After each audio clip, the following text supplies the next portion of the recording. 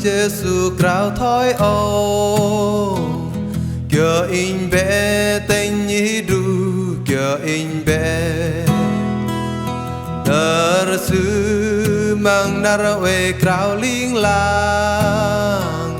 Kyo in bé tên nhí đu Kyo in bé Doa cơ y bơi na in di chân Doa cơ y in dọc tơ drong lối Và hoài dọc y in húi đạc tăng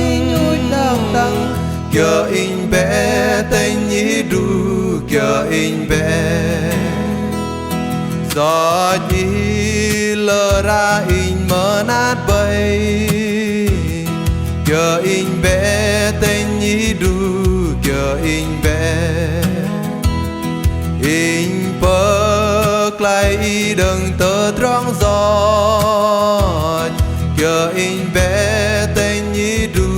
Kyo in bé In vây y làm đi chal ari Tao con cơ chúng ta chur đàng dru Tơ đong nhok ăn cơ yếm liên lang Kyo in bé tên nhí đu Kyo in bé